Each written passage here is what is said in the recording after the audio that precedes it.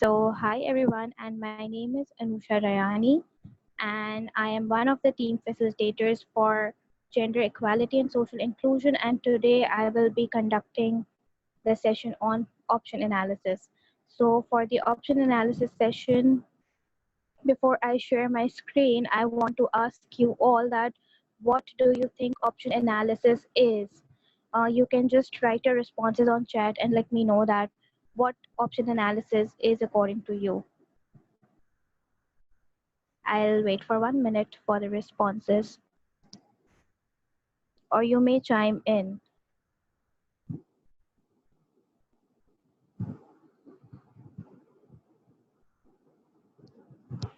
What do you think? Like whenever you hear option analysis, what does it mean?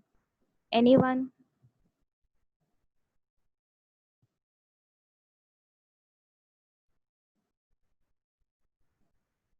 Okay, so the complete silence means that you guys don't know what option analysis is.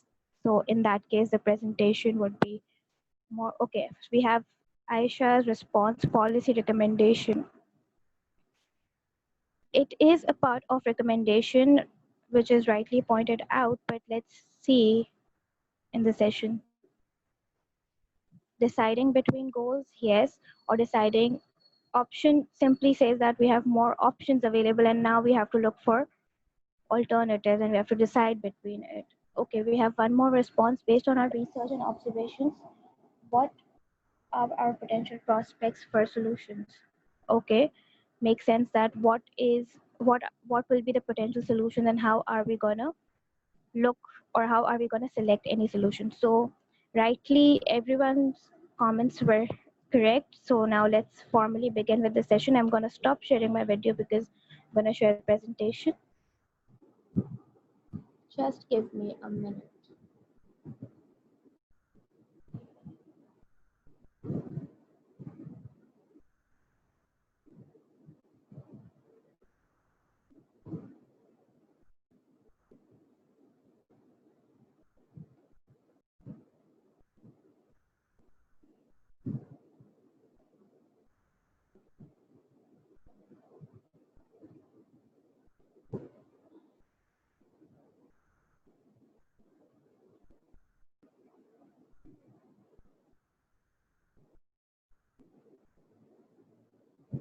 I think there's some issue in sharing it.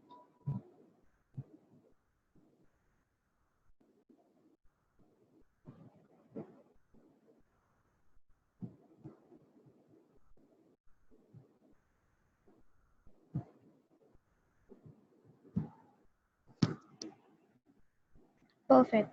So today's topic is policy option analysis. And when we are talking about option analysis, you guys correctly pointed out it is something regarding the policy recommendations or solutions. What exactly it is, we will find out through this presentation, through this session. So let's begin. Okay. So before answering what option analysis is, I think it is important to understand why option analysis is important and why it is important to look for it. So for example, now you guys are in your journey in a process at a point where you are doing your research or either looking for solutions or recommendations. But before that, if you just reflect on your journey on the first week, so it was defining the problem.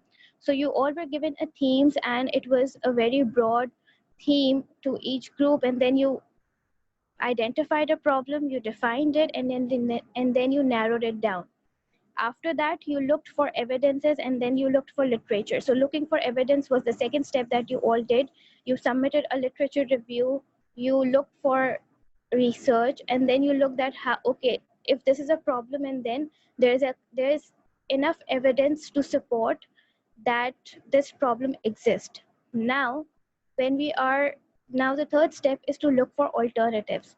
So when we're talking about looking for alternatives, so it is actually option analysis. So policy option analysis is a systematic way in which we analyze, evaluate, and choose alternative course of actions or strategies to recommend a solution. In simpler terms, it is also important to note that when we are talking about option analysis or policy option analysis, there is this assumption that whatever solutions or whatever options we are suggesting, it do not exist in the existing policy that we are looking at.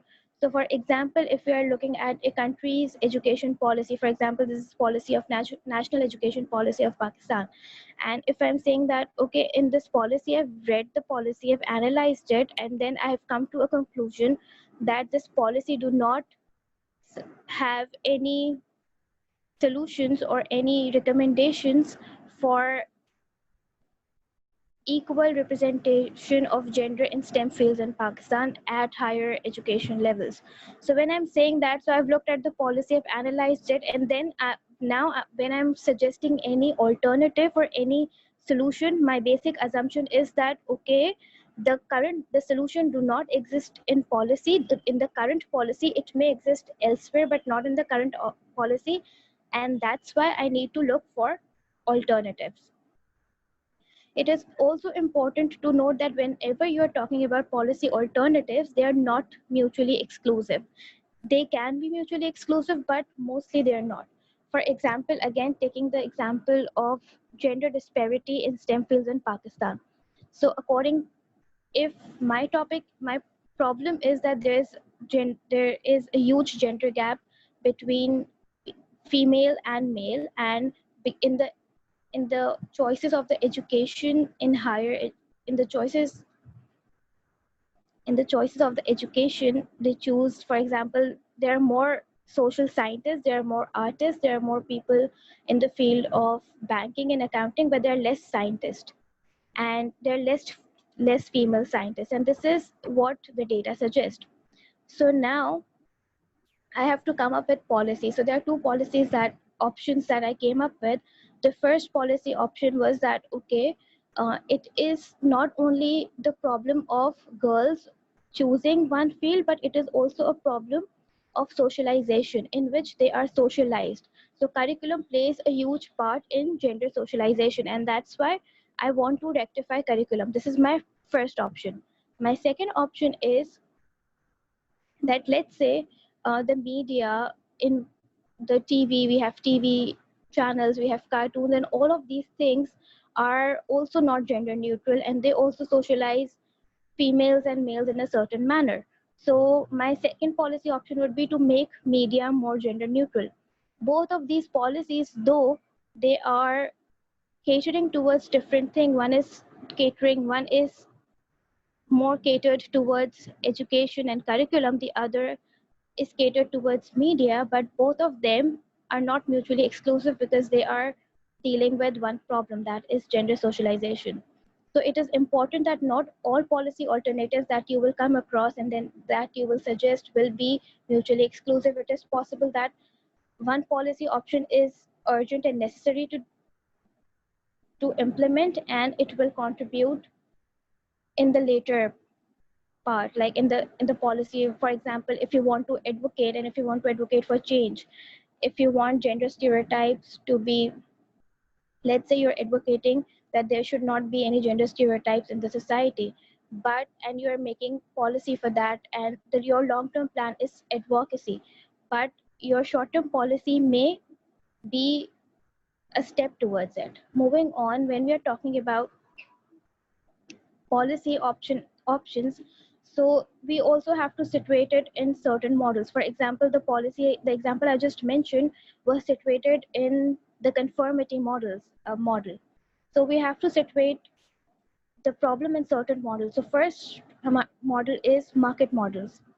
uh, those students who are economic students, and let me know if I'm going too fast, you guys can interrupt and be like, Anusha, can you just repeat it, okay? Because I cannot see the chat here right now. The first model is market model. Those of you who have studied economics may be aware of demand and supply. So market model is simply quantity demanded is equal to quantity supplied, and we reach an equilibrium.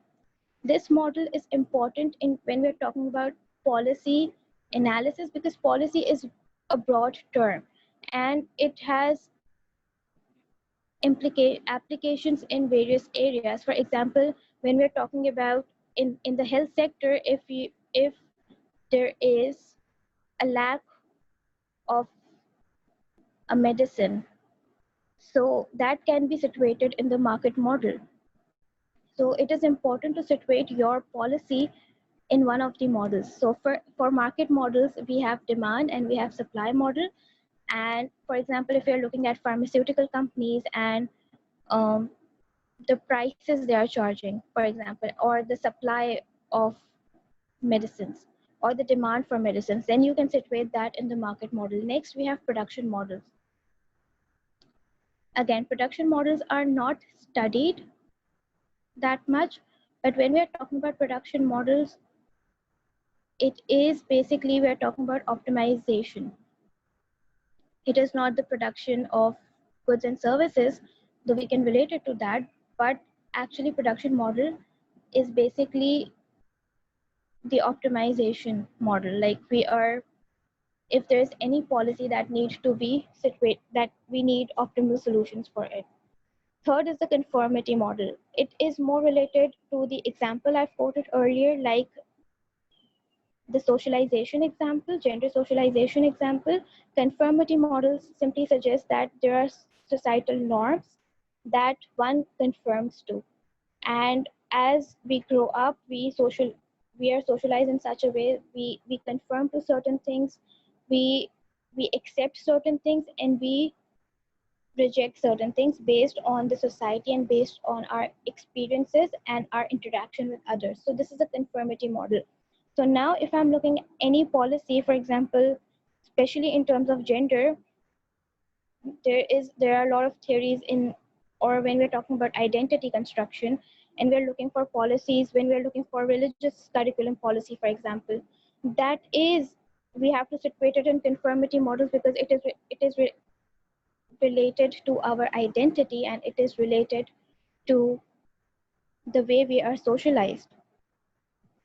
The last model is evolutionary model. As the name suggests, evolution is it's a slow process and it talks about the change over time. And though is this model has three sub variations, and it is important. I do not have a further slide on it, but I can explain what evolutionary model is. So it has three sub sections. The first is the variation, the second is the selection, and the third is the retention. So in variation, we have it basically deals with the type of the problem people are raising. For example, you see that there's a gender disparity or there are gender exists adamant gender roles in a community and you need to address that. So you went into the community and you say that, okay, I can see that there are gender roles, but you cannot impose a problem given a participatory lens. So you went to the community and they are actually not addressing the problem that you want them to address. So they are not even aware of the problem. So the first subheading or subsection of evolutionary model is, okay, I'm sorry, I forgot the word, but the first section deals with the kind of problem and how to change it. So for example, you are actually working to change that narrative or to build that narrative. Second is the selection. It deals with the kind of problem,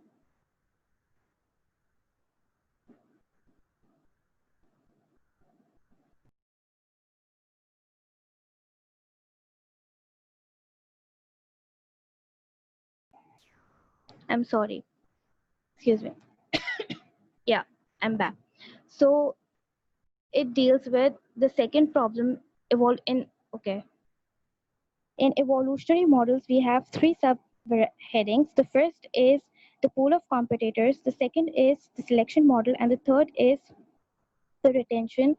The first deals with the type of the nature of the problem itself. The second deals with the methods used. For example, when we were talking about the community earlier, that we need to change the narrative. In the second subheading, heading, we do not need to change the narrative. It based on the method used. And the third one deals with the retention, basically how to retain the policy. Moving forward, when we're talking about the option analysis in the policy cycle, excuse me. So we have this cycle, and if we see, I don't know if I can annotate it or not. Okay. So first is defining the problem. We are done with defining the problem. The second is gather information, that the literature review, establish the policy theory. So in the third stage, you basically, what you are doing is you are working with the existing policy. The fourth is evaluate existing policy. The fifth is develop alternatives. Now, when we are looking at this, we are actually at this stage. Next is to select the best fit.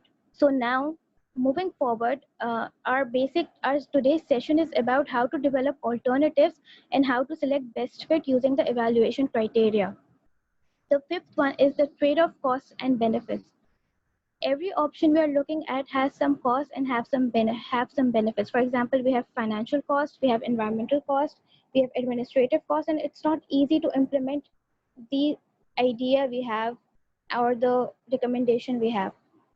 So we have trade-off cost and trade-off benefits. So we have to have a trade-off between those costs and benefits, and we have to reach an equilibrium to see that how which policy option suits is best for us. And then the last one is matrix it. Okay, so moving forward, yeah, things to consider while doing policy option analysis.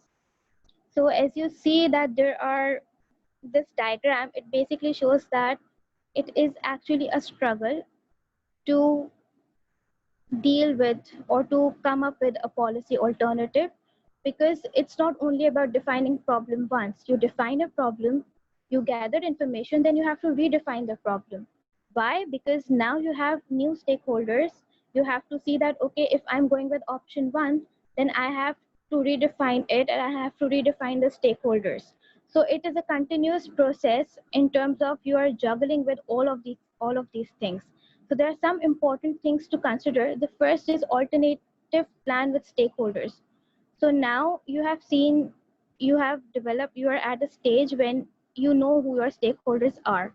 But when you're developing a policy and when you are talking about an option, so let's say, again, taking the gender disparity in STEM fields example, now if I am implementing the policy of curriculum, my stakeholders will be completely different if I am dealing with the government and making a change in the quota or increasing the quota of females.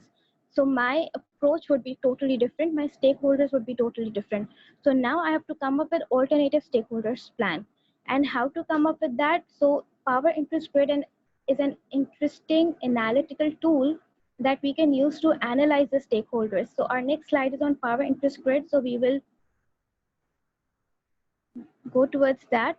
The third one is trade-off cost and benefits. Again, we have a lot of cost involved, and equally we have benefits of each option. So we have to find a trade-off between it. And the fourth one is evaluate policy using the evaluation criteria, which will be the last part of the presentation today. Okay, the power interest grid. So for example, the problem is dropout rate of secondary female children in Pakistan. And when we're talking about this problem, let's say this is our problem, and we have stakeholders. So who can be stakeholders for this problem? It can be female children, okay? We have parents, we have school management, government is a stakeholder, NGO is a stakeholder, political parties is a stakeholder, corporate sector is a stakeholder, and the community is stakeholder. But then now we have to situate that in the power interest grid. So I don't know if you can see the cursor or not, but subjects. Subjects are those who have high interest but little power. Let's say NGO, and an NGO who aims to promote education has a lot of interest in for to reduce the dropout rate, but they may have little power in doing so. B, players. Players have high interest and high power. So if you see at the right side, female school children I've put there and as one of the major players. Why? Parents or children have the power to opt to go to school or to not to go to school. So they have high power and they have high interest, and whatever policies people will frame, they will be directly impacted by it. So they are directly influenced as well, and they also have high power, high interest. Then we have context setters. Context setters are those that they have low interest but high power. So for example, political parties can be context setters. Given the context of Pakistan, we have various political parties and they all have their different agendas. So let's say if um, I'm giving you an example. There's this ruling party, PTI, whose major agenda is corruption. And let's say if that is the ruling party in the area, and their their their resources, their focus is more geared towards corruption rather than education for all, then they have a lot of power, but they do not have a lot of interest. So that's why they are important context setters. And the fourth one is crowd. Crowd, we can say they are society. The crowd can be government as well, but government have high power, so we can move government to context setters. We can also move government to subjects as well. No, not players as well. So crowd is basically community where low interest and low power, people who are indirect stakeholders and not directly connected with the problem and are not directly impacted by the solution. Okay. So when we are talking about the policy options, so far we have dealt with dealt with different models, and then how to situate our one of the options in different models, and then come up with one option and then evaluate that option. So when we're talking about relevance, so this is one of the evaluation criteria. There are others as well. I found this most it is it is one of the common criteria. Relevance is important. For example, if you're working for an NGO and or a government or organization or a bureaucracy, and you want to devise a policy or you want to improve a policy, so now for you the relevance would be whether your objective or your policy is in line with the greater legal framework of the country, le- or the political party agenda, whether it is in line with it or not. So that is the relevance. For example, in case of the dropout education, any in Pakistan, any policy that uh, the the people will make will be in relevant to the country, because the country constitution says that education is a basic right, and every child should have education. Okay, so it's a constitutional right. So it would be relevant if you are talking about, okay, we should reduce the dropout rate. Effectiveness. I'm sorry, 1 minute. Effectiveness, the extent to which the policy interventions objectives were achieved or expected to be achieved, taken into account their relative importance. So, okay, fine, the policy, the option we're going with is relevant, but is it effective?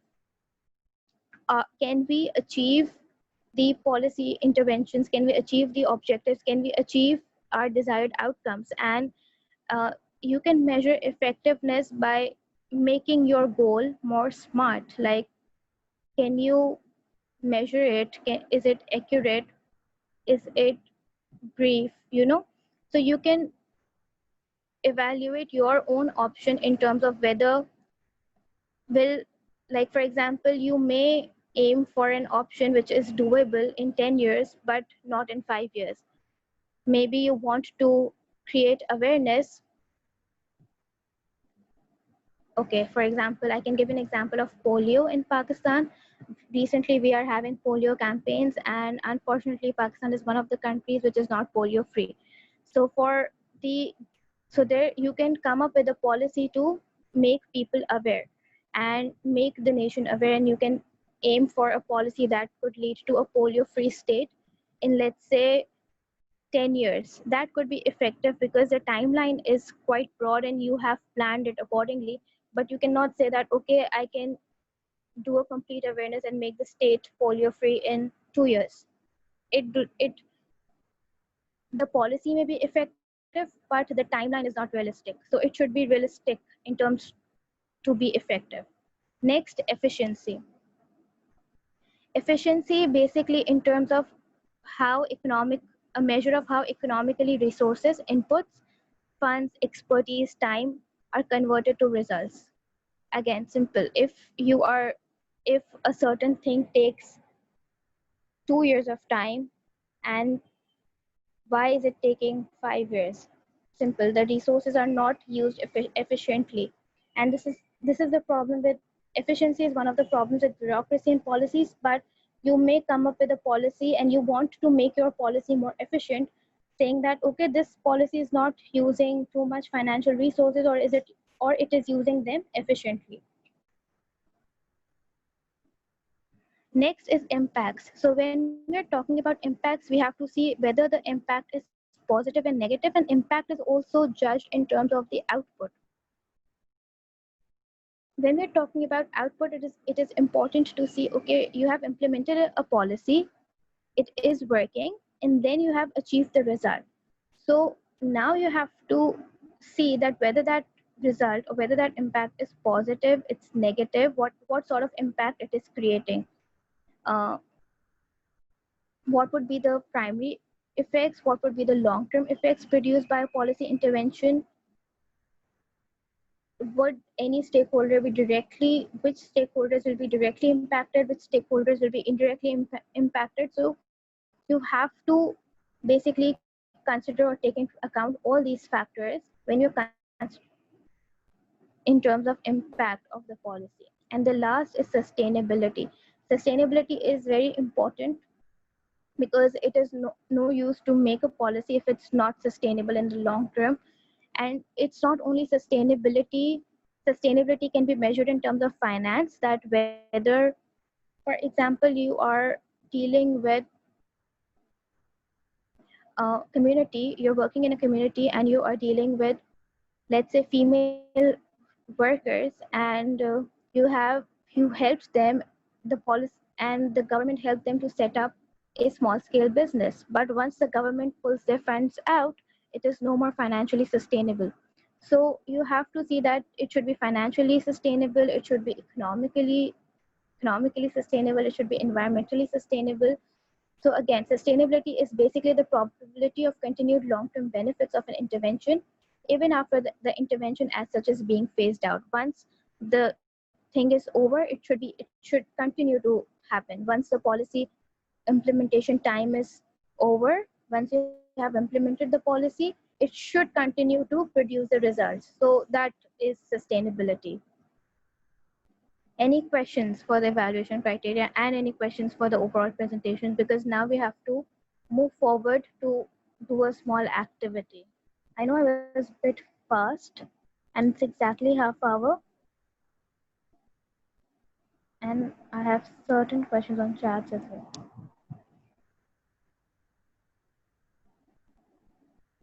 Hello, any questions? Okay, so thank you so much, Anusha. I'm sorry I'm chiming in. Thank you very much for your presentation. It was insightful indeed. I just wanted to chime in to kind of reiterate and to revisit and kind of underscore as well that this particular topic and this all those things that Anusha actually highlighted are extremely important for every group because all of you would be coming up with some sort of recommendations. Now, the point of having a clear idea as to how do we actually evaluate those recommendations and why is it even important to consider or evaluate those recommendations, this needs to be properly understood because we don't want to give recommendations like a lay person. For example, in normal conversations, we would be like, okay, so our government is not really doing something, they need to put more money into it. The thing is, that is not how we want you to speak. Fine, whatever recommendations you're giving, we need you to evaluate those recommendations properly and make sure in your team, I mean, you as a team member need to be, and you as a researcher need to be sure whether your recommendations are actually fruitful or are actually making sense or not. Are they even pragmatic options to be floored to the authorities? So for that, to do so, you should know how to evaluate your policy recommendations. You should know you should know the audience who you are, who you are actually aiming all of this research towards. So because when you're recommending something, who are you recommending it for? So that audience, the clarity of that audience needs to be properly there. So I think the overall presentation was interesting. We will give you like a minute or two to kind of revisit what was discussed. And before we move towards the exercise, I would really encourage you to think about what was discussed during the presentation and come up with questions if you have. And if not, then we will pose questions just to cross check how much of it was understood by you. And if and we would really encourage you to respond. This time we are changing the nature of exercise in a way that we will be calling out your names. I mean, if somebody does not speak up voluntarily, we'll just call out your names, since there are 32 people in the group, and we will randomly call out names, including the names of the team facilitators. So, and then that person will have to speak. Once the person has spoken, then that person can later on pick someone up from the list of participants. So this is how we're going to work about it. I mean, for today's session.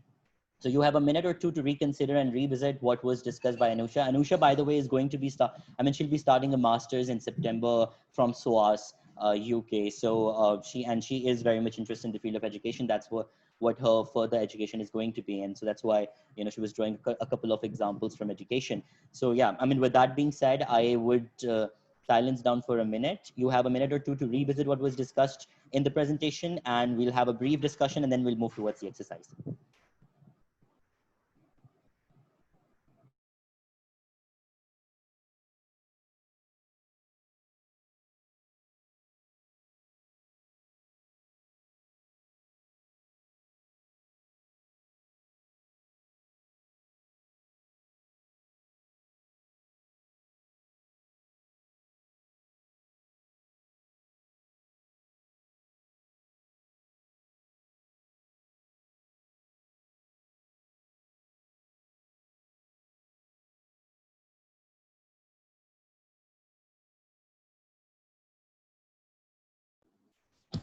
I may move the slides back. So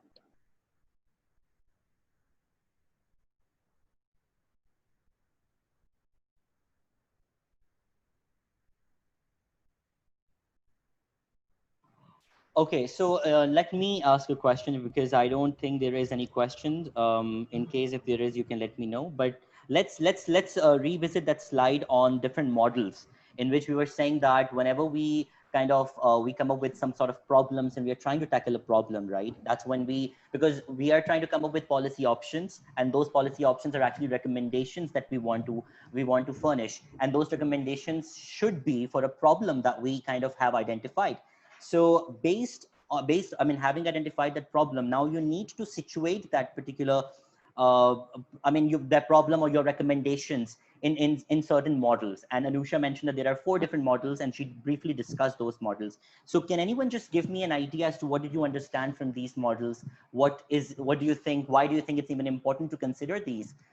Yeah, so basically that's the question. Anyone can just chime in. There's no right, no wrong answer. We're just having this conversation for the sake of clarity, because we're nearing the end of the program. And I think it's important to, to have clarity of things that we have discussed so far. So yeah, so that's the basic objective. So no right, no wrong answers, just your understanding of what you think or understood from these models. And if you have not understood, we can redefine and revisit.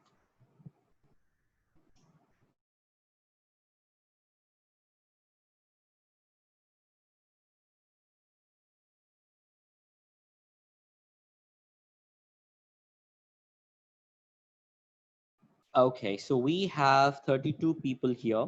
I think today we can, so I am going to randomly pick people, and will expect them to kind of, chime in and mention anything whatsoever.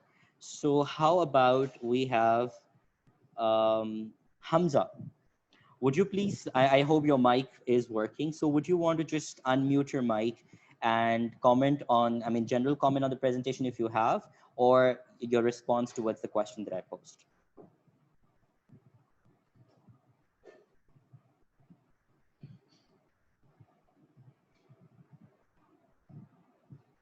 Yeah, hello. Can you hear me?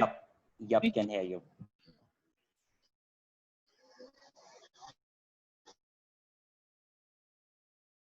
Yes, Hamza, we can hear you. You may speak, please. Yes, I wanted to say that the presentation was very insightful and just to impact the policy, as most of us are writing policy papers, so we need to know the assessment of the policy about in which domain our policy lies in.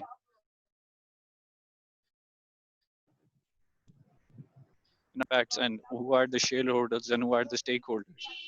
So I think it is important to assess your domain of the policy, and for which we need to understand the model and the environment and in which our policy lies.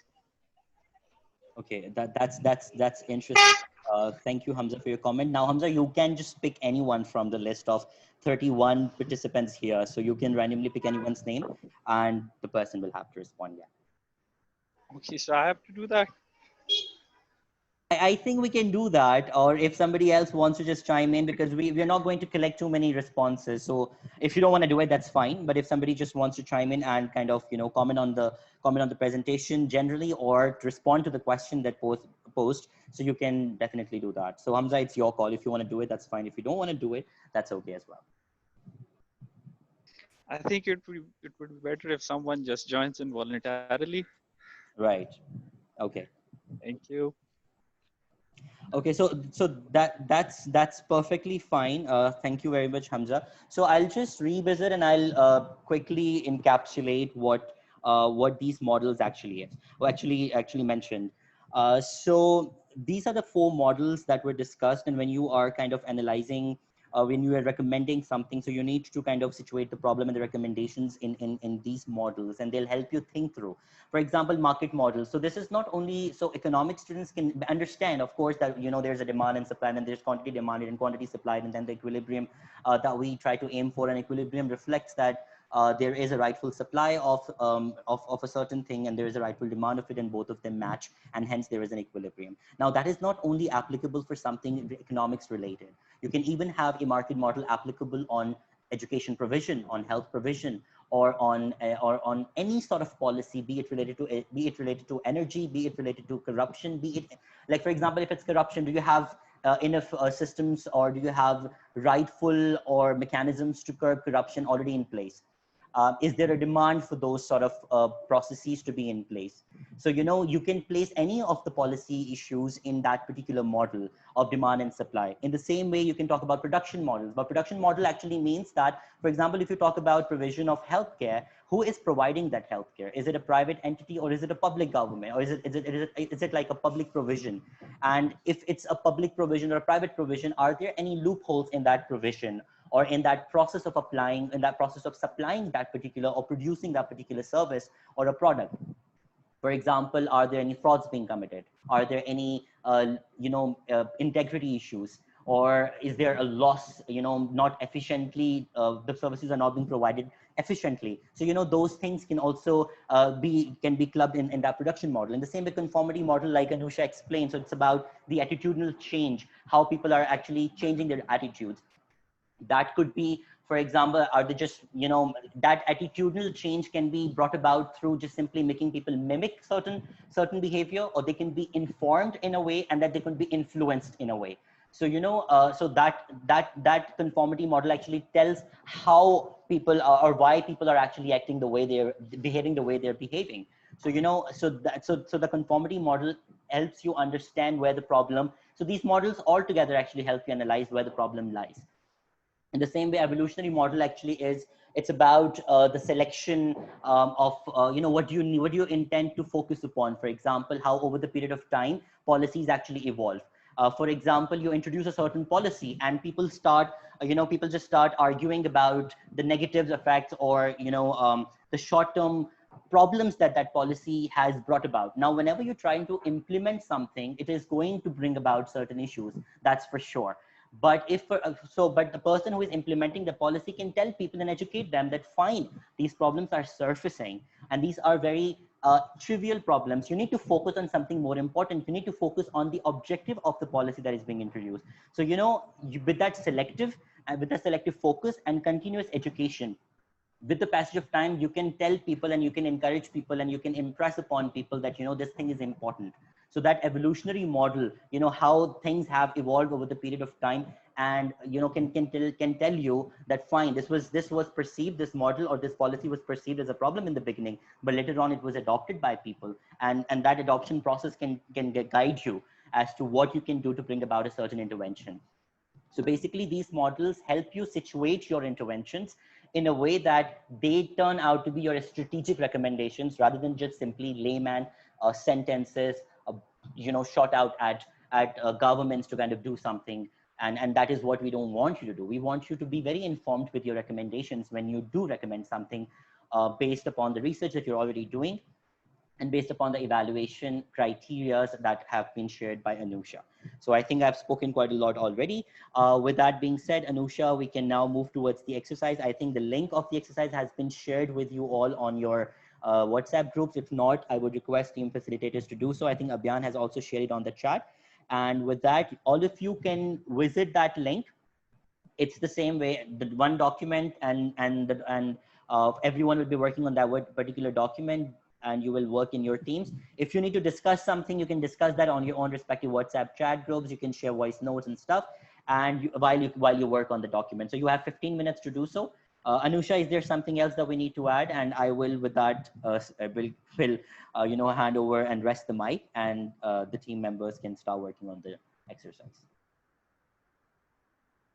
Thank you so much, sir. I need to explain the activity here, and thank you for re-explaining the models. One thing I needed to add in the production model is that it also helps us in assessing what the vulnerabilities of the system is and how different things affect system.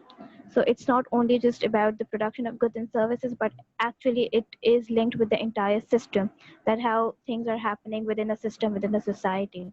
And moving forward, if you see the document here, so again, it's divided into different groups. So first you have to write your research question. Your research question, then the problem identified.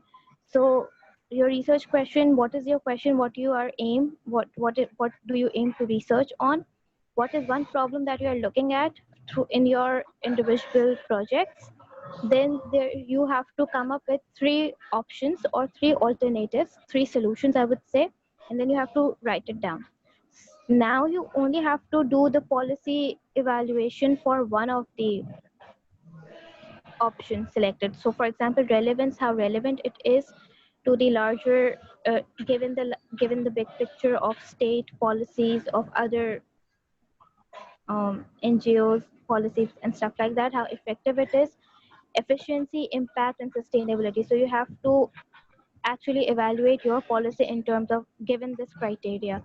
And again, we will be discussing it after 15 minutes. You may use your WhatsApp group to discuss, and then I'm muting my mic right now. Any questions regarding the activity you may ask? Any question regarding the evaluation criteria you may ask right now?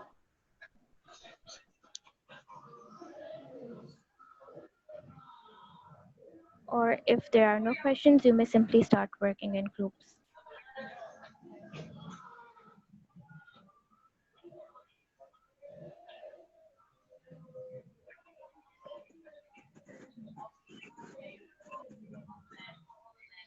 Hello, Anusha. Can you hear me? Yes, I can hear you. Yeah, this is Shubhra. So, I am from Group Education and Innovation, and I just want to know that how production model will work for my theme. I mean, how production model will work for education. Okay, so what is your research question and what is the problem you guys are looking at? I think making it more Yes, specific will my help here. my research question is the biggest challenges that educational sectors are facing right now about digital learning. Okay.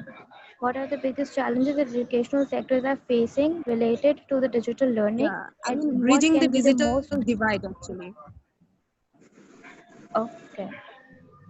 And then okay, so you have to see that whether the problem you're it's not about the problem you're looking at, it is about the options or the solutions you are looking at. So first you have to come up with three solutions, and then you have to situate those solutions and those options in a particular model. Are you getting my point here?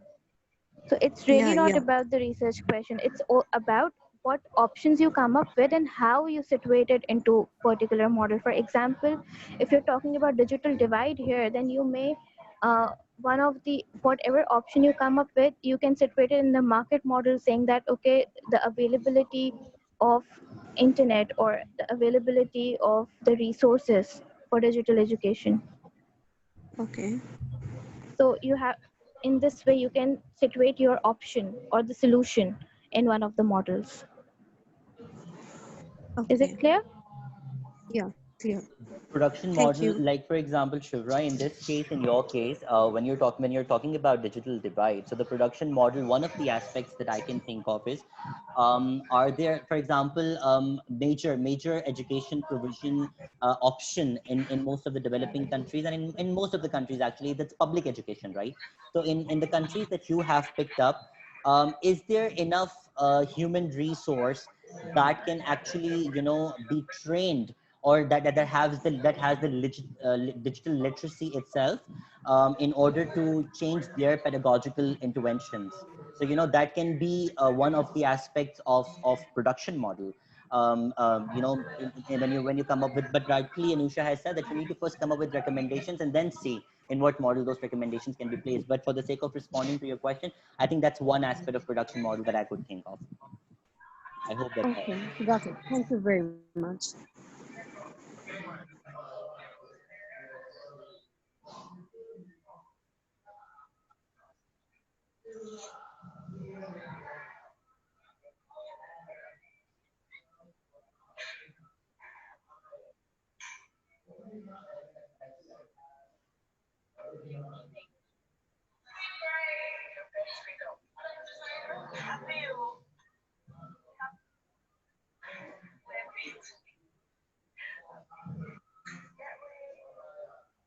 Guys, someone's mic is not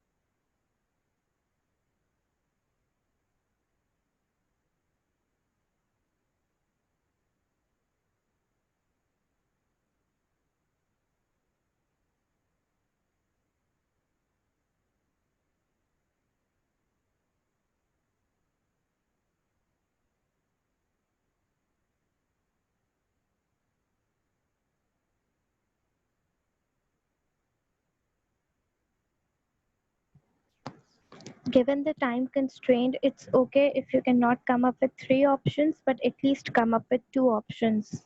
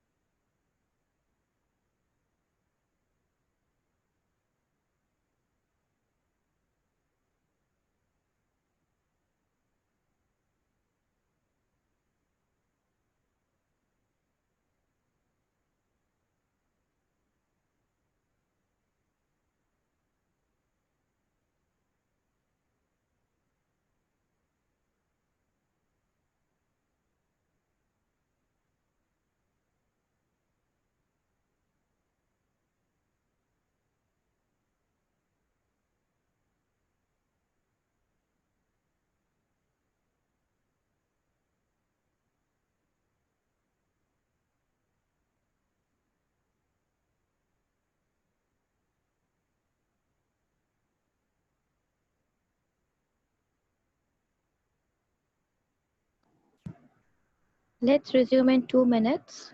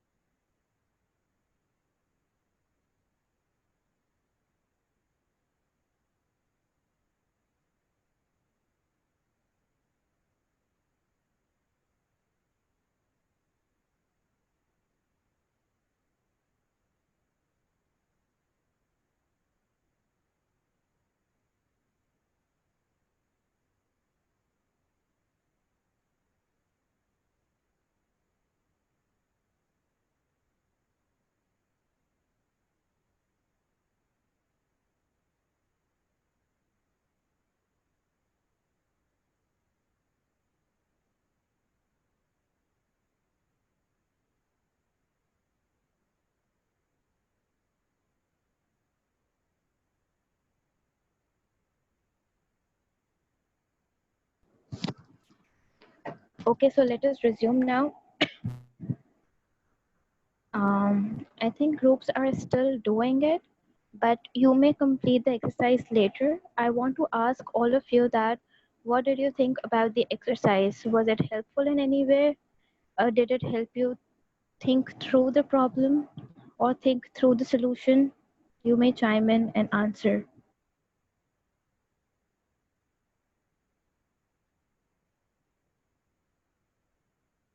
Are we all back here? Hi, can you hear me? Yeah, I can. Yeah, so it's really helpful. From I'm from the Education and Innovation Group, and we were at the part of identifying our problems. So yeah, this exercise really helped us in identifying our solutions and options for the recommendation.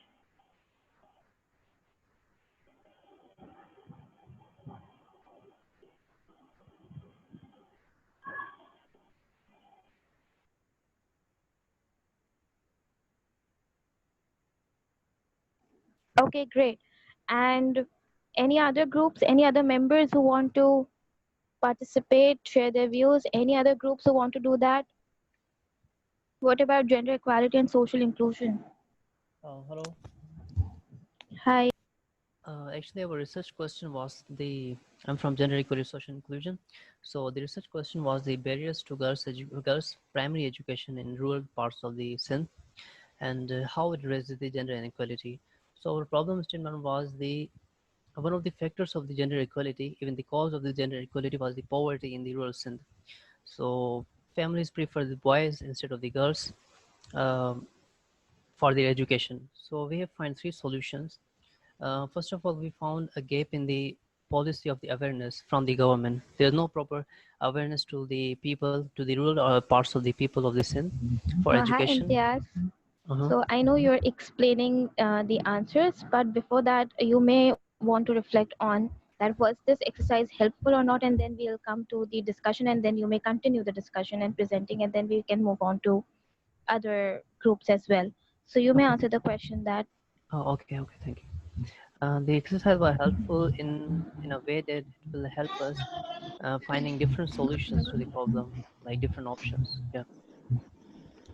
Okay, and because I know for this group that you guys are working on policy brief and policy analysis, Mm-hmm. so it may be useful to come up with the recommendations. Okay, so now you may continue to present from the start whatever you guys come up with, and then after gender equality and social inclusion, we can move on to other groups as well. Go ahead, Imtiaz. Okay. Thank you. So our problem was the gender inequality in rural Sindh, and one of the cause we found is the lack of education. Um, and the lack of education to the primary girls we have found is the poverty in the rural parts. So parents prefer the boys for education. So we have found different options to solve this problem.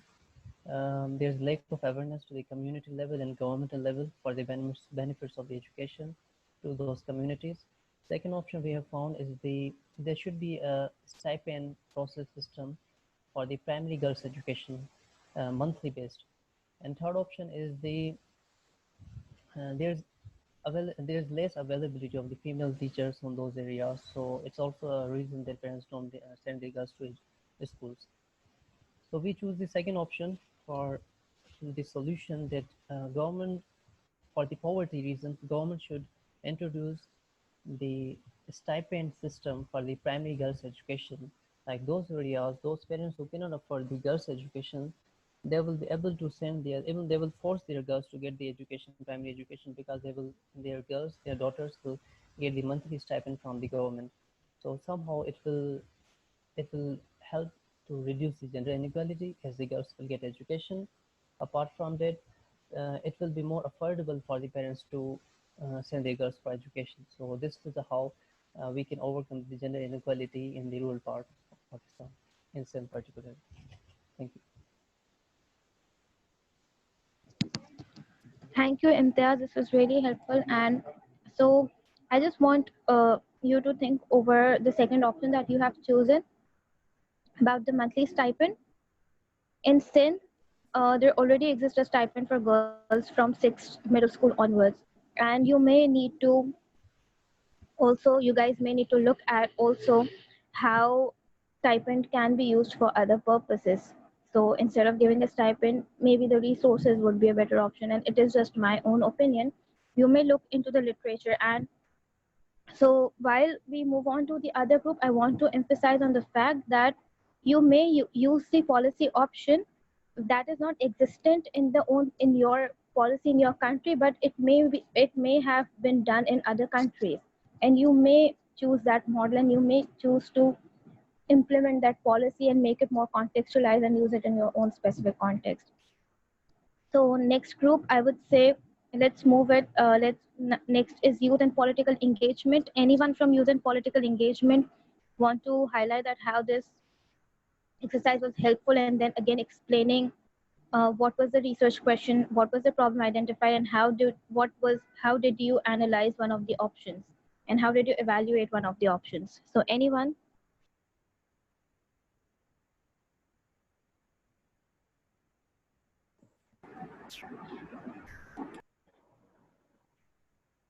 Can you hear me? Yes, I can hear you. Okay. So for our research question, we were looking at the level of youth engagement in politics. So we identify our problem as why young people are, gravitating. So it's all written there, why young people are gravitating towards non-conventional forms of engagement. So when we were doing our literature review and our methodology, we came across a lot of research papers that already discussed some approaches to these problems. So we already had couple of options that we were going to look at in mind. So maybe that made it a little easier for us to write out some options that we had. And then in terms of selecting which one to go with, I think for now, while we're still collecting data and still looking at the results of that, we decided to go with something that was very realistical depending on what our literature review was. So in that line, we talked about the relevance, the efficiency, the effectiveness, and everything that has to do with the option that we selected. So most of these were very realistic and very approachable options. And I think the presentation that you just gave was very interesting and very helpful because it helped us, think about this issue in a very different way than we have conventionally done so far.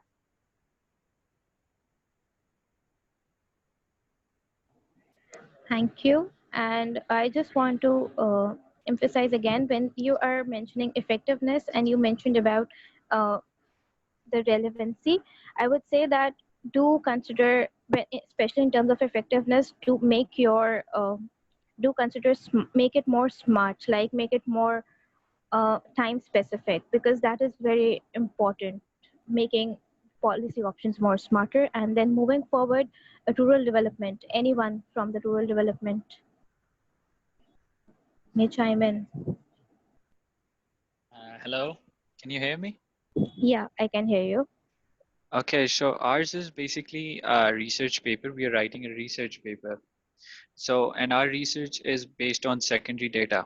So the main concern that we had with our literature was the lack of literature that we were having, because we were doing a comparative analysis in India, Pakistan, and Bangladesh.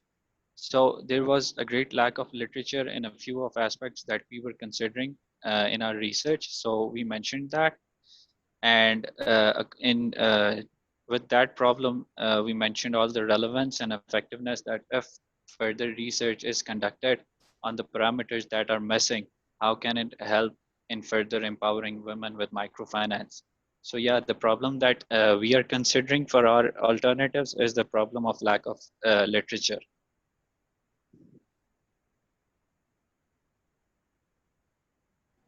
Okay, and then how are you, like, you chose option 2 for this, that monitoring the financial, political, and social freedom the access to money can provide for women in South Asian countries. So can you Yes. also explain that how your solution is dealing with or solving the issue of the lack of literature? Okay, so the solution that we are considering is to is to monitor the effects that the outreach of microfinance and the credit they are giving on women empowerment has.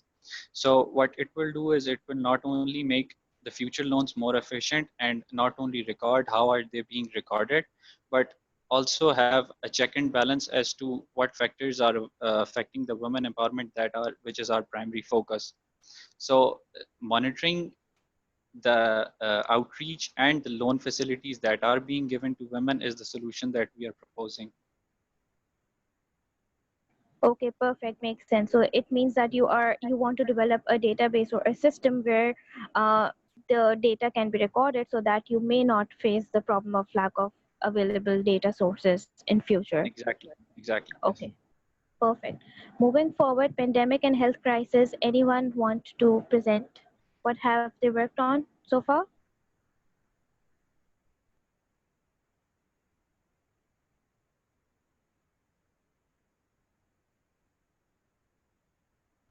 Anyone can chime in from the pandemic and health crisis. Pandemic and health. Could you one of you speak up? Okay, so I may speak. Can you hear me? Yes, yes, I Yeah. can hear Yes. you. Go ahead. Yeah, all right. So our research question is about how much lockdown has affected the mental health of people, especially young adults. Mental health issues like anxiety, stress, depression, and how coping strategies could relate to this. The problem identified is mainly in um, that mental health being negatively affected by COVID-19 lockdown situation, and there are limited research or limited knowledge on how to cope with that. We have been highlighting three options, and we have chosen from them the telehealth initiative, which is simply like a follow-up initiative through telephone or internet service, right? So in evaluating this policy, um, its relevance that people can relate to and access such health programs easily. Like if it will be through telephone or internet service, so it will be so easily in the presence of technology. Regarding its effectiveness, it can extend and be facilitated to more people on a wide range or more patients. Um, with regard to the efficiency, I actually highlighted this point because the efficiency is so dependent since it will be something delivered online or through telephone. So it depends on the like the network or the internet service in that place in particular areas where it is delivered.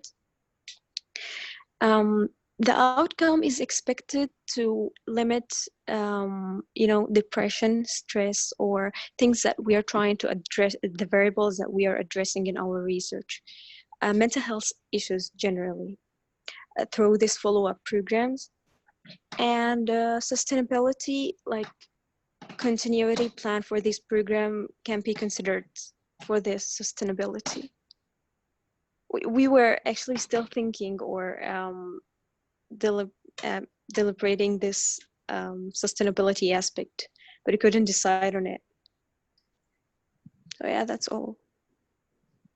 Okay, make perfect sense. For the sustainability, I would say that you may want to think of strategies, or you may want to whenever however you're giving the consultation to the people, you may want to give them mechanisms to cope up if in future they are facing any mental health issues. So I think that will make your agenda more sustainable. In my own opinion, it will make it, because now people won't need people do, they can reach out to the services if they need, or they have the relevant coping strategies. So, and so that's why they don't need any external help and support. Moving forward, Yeah, thank you. corruption. Welcome. Moving forward, corruption and political integrity. Anyone from the group may want to do it, and though we are over time, I think for these two groups, we may want to do it quickly. Anyone from this group?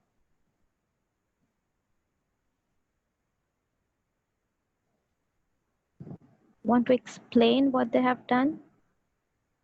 Maybe just explain the problem, one of the option that you are dealing with, and just how it is evaluated. Okay, so the problem we were considering is our research question of our paper, and that's the how government media control affects the corruption rates and elite coherence. And the problem is that government usually gags the media, and that leads to lack of transparency and accountability and integrity. Yeah. So we figured out several options, and we chose to speak about the first one, which is prohibition of the government to own more than one official media in each sphere. So it's like one channel in TV, one profile on social media like Instagram or whatever. So the channels could be diversified. And moving on, the relevance is that um, media is used to spread propaganda. It influences transparency and accountability if it's owned by government. And it impacts the entire society. The effectiveness, the media can inform and educate people about the detrimental effects of corruption first, through the exposure. Then it's that they can increase the political risk of those involved in political cases, in corruption cases. Okay, efficiency. It might not be the best because the best option, because there are ways to go around this prohibition, as such as um, making the owner of the company a relative, or opening up shell companies and whatnot. Um,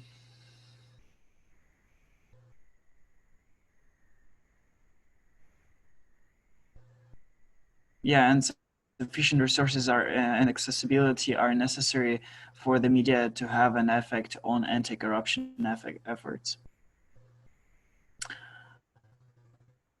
I mentioned a little bit of impact, saying it might not be the best, as it might as people may be able to go around the prohibition, but it can influence the government's involvement in dissemination of public information. So it leads to high transparency. And sustainability really depends on the political regime.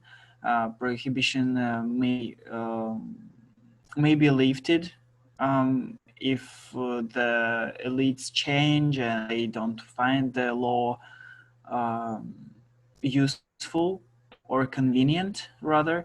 So they might just get rid of this law. If it's added to constitution, it's harder, but it's also possible. The media, through this prohibition, has the potential to act as a watchdog, facilitate public discourse, and hinder further state capture by the political elite. Yep.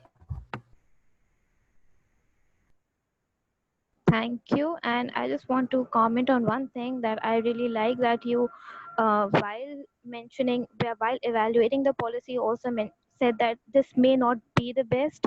And I really like that, because it is important to be aware of our own limitations and the limitation of the policy itself. So, last group, education and innovation.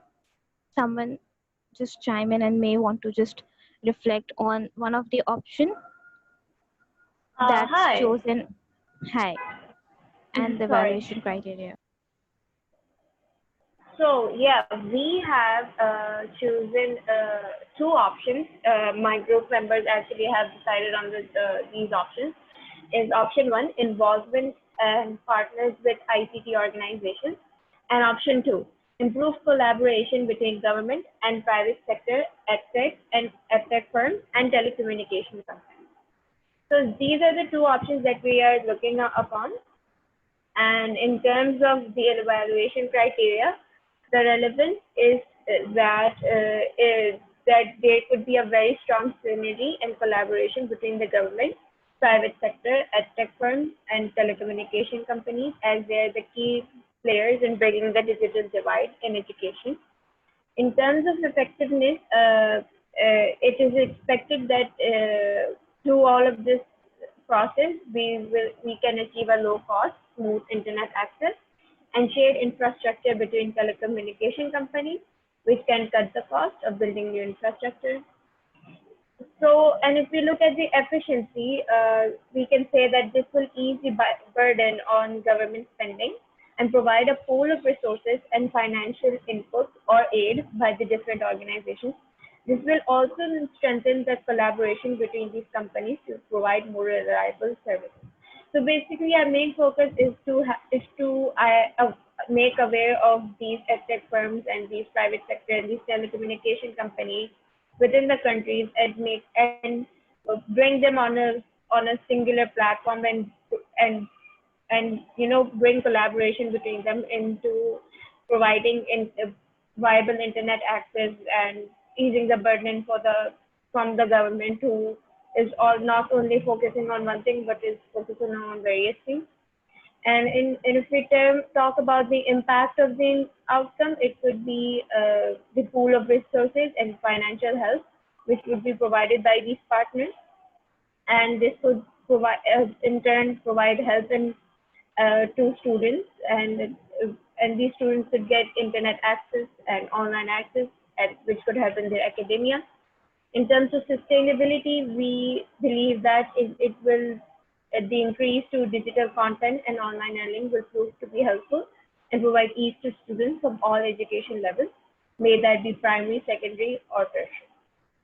So yeah, that's it. Thank you, Education and Innovation Group. So now we are ending the session here, and I want to conclude by saying that no matter, like, similarly, in when you were establishing the problem, you narrowed it down, you specified it, you made it specific, and then worked on it. Similarly, it same goes for the solution. Whenever you guys are looking for different options, you have to choose one option, you have to narrow it down, you have to make it more specific, and then you also have to look for data and the evidence that whether that option has worked in other context or not. You may look to that as well. For groups who are doing policy briefs as their final deliverable, they may include the power interest grid and the stakeholder analysis in the appendices of the paper, not in the policy brief itself but in the appendix section. And that's it. Any questions, any concluding remarks, anyone else, or we can just end the session here?